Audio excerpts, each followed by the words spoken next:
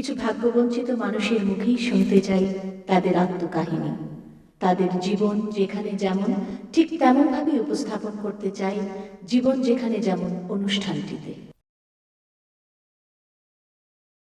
এই সুন্দর পৃথিবীর বুকে বেঁচে থাকার জন্য আরেকটু বেশি সময় কেনা চায়। জীবন নয়, কর্ম অনন্ত, তা জানে সকলেই, কিন্তু তারপরও বেঁচে থাকার ইচ্ছেটাও অনন্ত।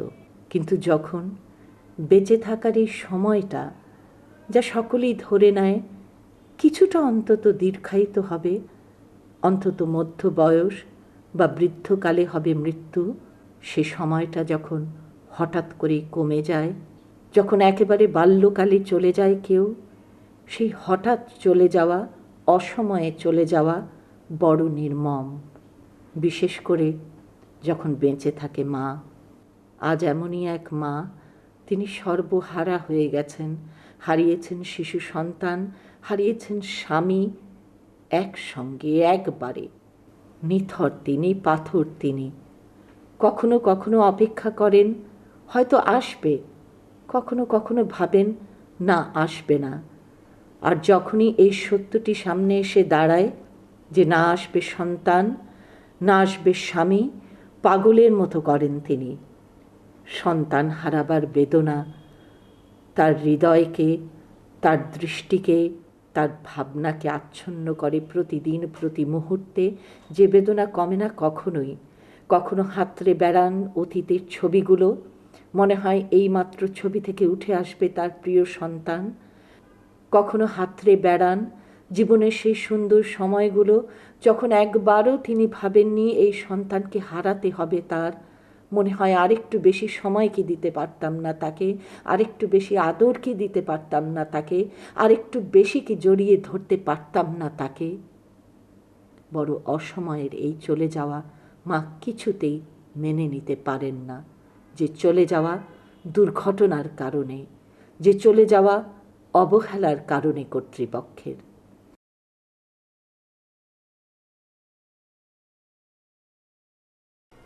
ওরা আমাদের বাসায় 8 বছর যাবৎ থাকতেছে। তো জুয়েলের বয়স তো 7 বছর। তো ওর মায়ের সাথে আমার খুবই ঘনিষ্ঠ সম্পর্ক, কিন্তু সম্পর্কে ও আমাদের ভাড়াটিয়া হয়।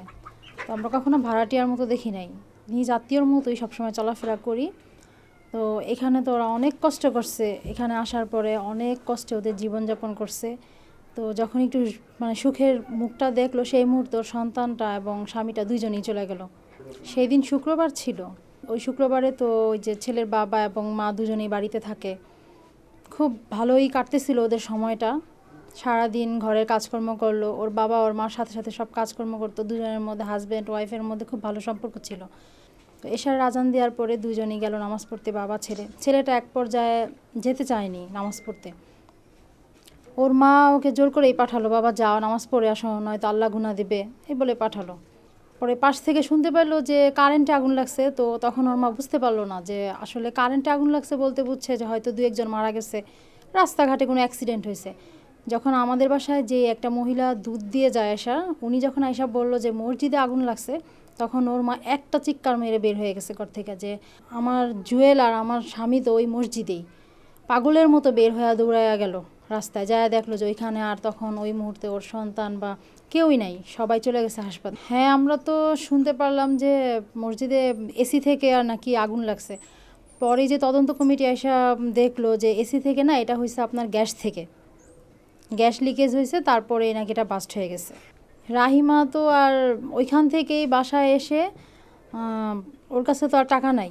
তো আমার ভাসুর যে, সে ওরে 5,000 টাকা দিছে। বলছে তুমি একা কিভাবে, একটা মহিলা মানুষ রাস্তাঘাটে টাকা ছাড়া কিভাবে যাবা, টাকাটা দিয়ে বলছে তুমি যাও। তো ওর সাথে ওর এক মামা ছিল।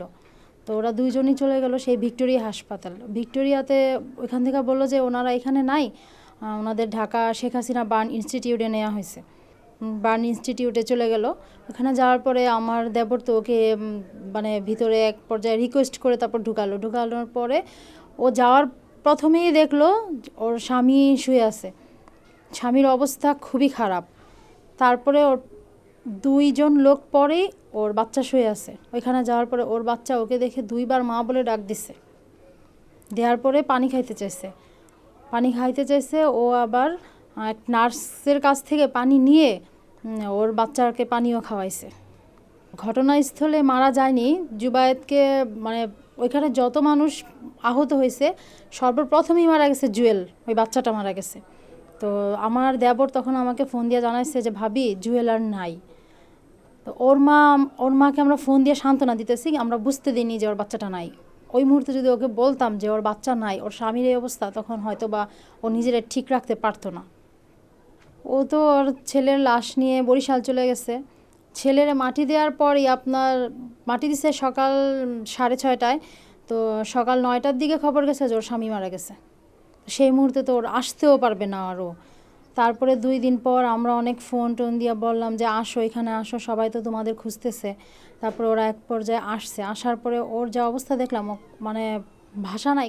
এখন সারাদিন কিছুক্ষণ পরপরই আপনার কান্না করে। ওই যে বাচ্চার যে জুতাগুলি পরেছিল মসজিদে, ওই জুতাগুলি এখান থেকে বইলা নিয়ে আসছে। এখন ওই জুতাগুলি বুকে জড়ায় শুধু কান্না করে আর বলে আমার বাবার আমি এই জুতা কিনে দিছিলাম, এগুলিই বলে। আর খাওয়া দাওয়া তো করেই না। ওই দিন ওর অবস্থা এত খারাপ হয়েছে যে আমরা মানে ফার্মেসি থেকে ডাক্তার নিয়ে আসা তারপর ট্রিটমেন্ট করানো হয়েছে। মানে নিঃশ্বাসই নিতে পারতেছিল না। সবাই ওরে নিয়েই এখন কান্নাকাটি লেগে গেছে। এই মাকে, সন্তানহারা মাকে, বিধবা পত্নীকে সান্ত্বনা দিতে একসময় অনেকে এসেছে, পাশে থেকেছে, কিন্তু সবাই বড় ব্যস্ত, একে একে সকলে চলে গেছে। এখন তার সঙ্গী কেবল হাহাকার, একাকিত্ব, নির্জনতা আর অনেক অনেক স্মৃতি। আমার স্বামীর নাম জুলাস ফরাজি, আমার ছেলের নাম জুয়েল ওরফে জুবায়েত ফরাজি। 7 বছর ছিল, পেলেতে ভর্তি করাইছি মডেল একাডেমিতে। ও আমার কাছে খুবই ভালো সন্তান ছিল। খেলাধুলাটা আগে বেশি ছিল, কিন্তু ইদানিং ও পড়াশোনাটা আমি বললেই বই নিয়ে বইতো। আবার প্রাইভেট পড়তে দিছিলাম। ও আমাকে অনেক আদর করতো। ও আমার লাগেও, মা বলতো অজ্ঞান ছিল। আমি যদি কাজেরতে আসলাম, আব্বু আমার পাও ব্যথা করে, ও আমার পাও চাপে দিত। আবার ওর আব্বুরে যদি কিছু একটু ব্যথা পাইতাম, আমি যদি কইতাম, ও আর আব্বুরে বলতো আমার আম্মু ব্যথা পাইব। আমি মডেল গার্মেন্টে কাজ করি, আমার স্বামী খাজা গার্মেন্টে কাজ করত। আমার বিয়ে হওয়ার পরে আমার স্বামী একা কাজ করতো, আমার সংসারে অনেক অভাব ছিল। আমি একটা রুটি বেল্লা যে খামু এমন কোনো জিনিস ছিল না যে আমি রুটি বেল্লা খামু। একবেলা ভাত খাইতাম 3 বেলা, কিন্তু মাসে একদিনও মাছ চোখে দেখতাম না। ডাইল আর আলুর ভর্তা দিয়ে আমার জীবন কাটছে। পরে অনেক কষ্ট করে গার্মেন্টে কাজ করে দুইজনে আল্লাহ একটু সুখ দিয়েছে। ওই টাইম আমার সব সুখ আল্লাহ আবার কায়রা নিয়ে গেছে। আমার স্বামী খুবই ভালো ছিল। আমি ব্যথা পাইলে ও ব্যথা পাইত, আমি না খাইলে ও খাইত। আমার জন্য অনেকই করত। এই সন্তান হইতে বহুত সমস্যা হয়েছে। মানে এই সন্তান হইতে আমি মরার অবস্থায় ছিলাম, কেউ বলে নাই যে আমি বাঁচবো। তারপর আল্লাহ আমারে বাচ্চা পটুয়াখালী আইনা সিজারে বাচ্চা হয়েছে, আল্লাহ বাঁচাইছে আমারে। পরে বাচ্চার একটু সমস্যা ছিল, ওরাও মেডিকেলে নিয়ে ভর্তি করছে ওই টাইমে।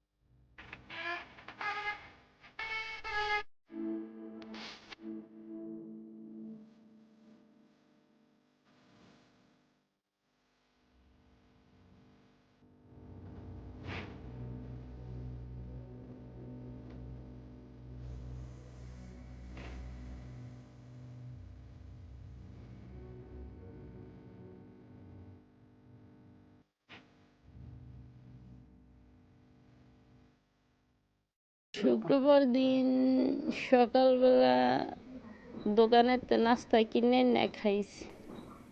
এমনি রান্না বান্না করছি, দুপুরে ডাল আলুর ভর্তা আর মুরগি রাঁধছি।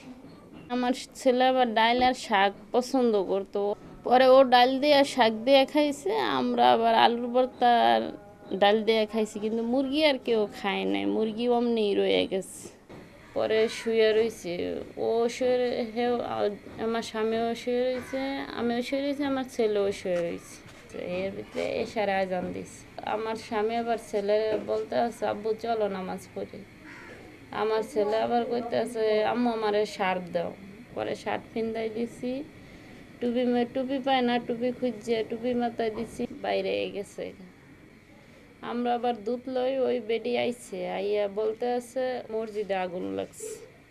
দৌড় পরে মসজিদে গেছি, মানুষ আর মানুষ অনেক ই করে, কিন্তু যাইয়ে দেয় ওই জায়গায় কেউই নেই।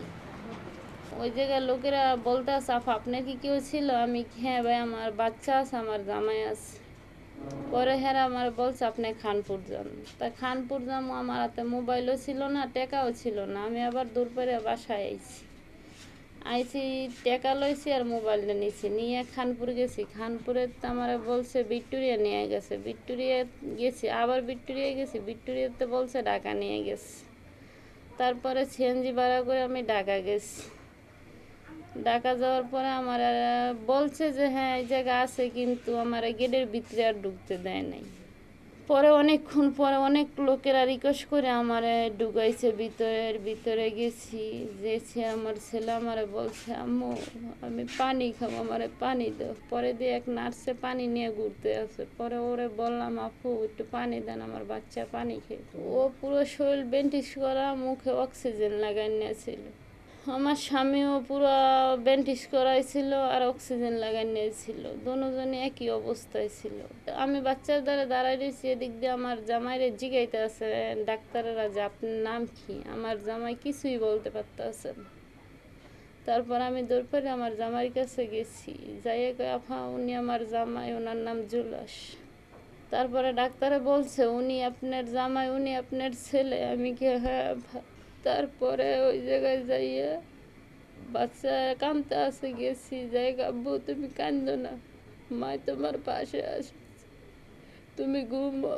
কইয়া বাইরেই গেছি, আর আমার ডাক্তারে ঢুকতে দেয় না ওইটার ভিতরে। ওই টাইমে জানি না যে আমার বাচ্চা নাই, ওই টাইমে আমি এটা জানি না। তারপরে সারা রাত ওই জায়গায় বসে রয়েছি, মোবাইলে চার্জ শেষ হয়ে গেছে। সকালবেলা চার্জার কিনতে নিচে আইছি, তারপরে ওসির কাছে নিচ্ছে, ওসির কাছে কিছু সই দেওয়ার ছিল, ওই জায়গায় সাইন করার পরে ওসি আমার জিজ্ঞাসে যে আপনি একটু বয়সে এত শোক কেমনে সামলাইবে। তাও আমি বুঝতে পারি নাই, আমি হয়তো বুঝছি যে তারা অসুস্থ, এই কারণে আমার এগুলি বলতে আছে। পরে আর একজনে জিজ্ঞেস করতে আছে, আফা আপনার কি কেউ আইছে, আপনার বাচ্চা নেওয়ার মতো কেউ আছে, আপনার বাচ্চা বাড়ি নিয়ে যাইতে পারবো? আমি বলছি কেন ভাই, আমার বাচ্চা বাড়ি নেবে কেন? আপনার বাচ্চা সুস্থ হয়ে গেছে, এই কারণে আপনার বাচ্চা বাড়ি নিয়ে যাই। কি না ভাই, আমার বাচ্চা যেই অবস্থায় দেখছি, আমার বাচ্চা তো তাড়াতাড়ি সুস্থ হয় না। তারপরে আমি বুঝছি যে আমার বাচ্চা আর নাই, আমার বাবা আমার হয়ে গেছে। আমার স্বামী সন্তান দুজনই মারা গেছে। আমার মনে হয় যে ওরা কোথাও আছে আজ।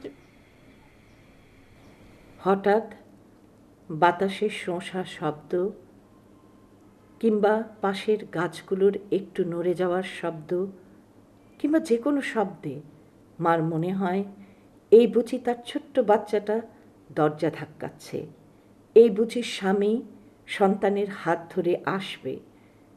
দরজা খোলেন তিনি, তাকিয়ে থাকেন, কিন্তু সেই দৃষ্টিতে সন্তান আসে না, স্বামী আসে না, কেবল সামনের অবারিত পথ, যা চলে গেছে কোথায়, যার গন্তব্য কোথায়, এই নিঃসঙ্গতার শেষ কোথায়, কোনো উত্তরই তার জানা নেই।